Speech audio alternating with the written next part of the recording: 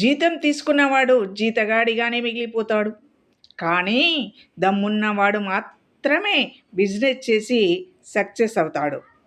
మరి సక్సెస్ కావాలంటే ఎంత దమ్ము ఉండాలి? మరి ఆ దమ్మును మనం తీసుకోవాలా లేదా?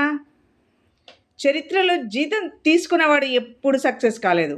జీతం ఇచ్చేవాడిగా ఉండాలనుకుంటున్నావా? జీతగాడిగా ఉండాలనుకుంటున్నావా? జీతగాడిగా ఉంటే ఎప్పుడు తీసుకునేది జీతమే కదా.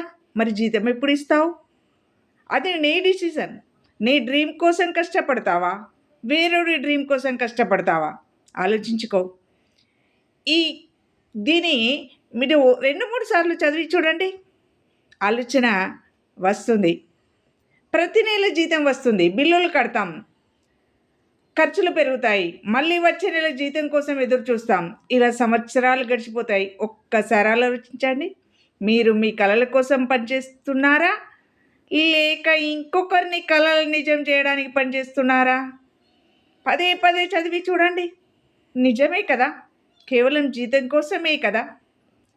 ఉద్యోగం తప్పు కాదు, జీతం తీసుకోవడం కూడా తప్పు కాదు.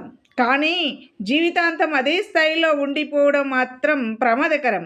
ఎందుకంటే మీ ఆదాయం మీ సమయానికి పరిమితం అవుతుంది. మీరు పని చేస్తేనే డబ్బు వస్తుంది, పని ఆగితే ఆదాయం కూడా ఆగిపోతుంది. అవును కదా. మరి ఎలా?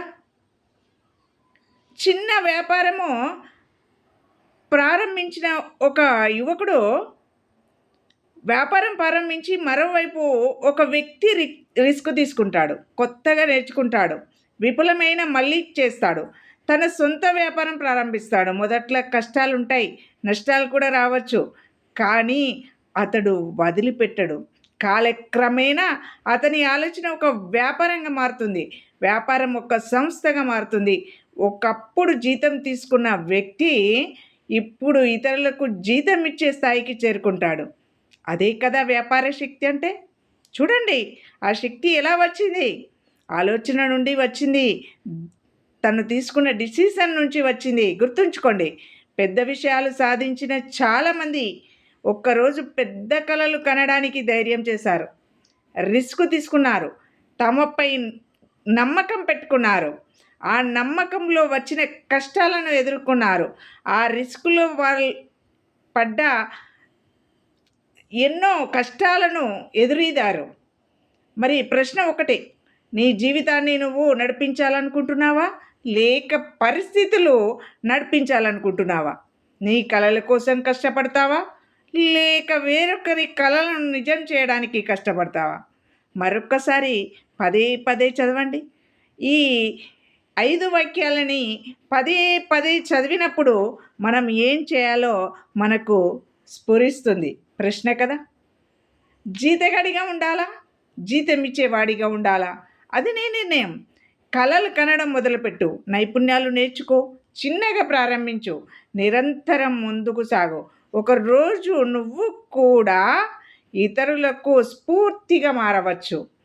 అది ముందు 5 వాక్యాలను నువ్వు పదే పదే చదివినట్టయితే నీలో ఉన్న శక్తి బయటికి వస్తుంది, నీలో ఉన్న ఆలోచన బయటికి వస్తుంది, నువ్వు తీసుకునే నిర్ణయం బయటికి వస్తుంది, నువ్వు ఎదుర్కొనే కష్టాలు నీకు కనిపిస్తాయి, నువ్వు వాటిని ఎలా సాల్వ్ చేయాలో పరిష్కార మార్గాలు కూడా వెతుక్కుంటావు కదా.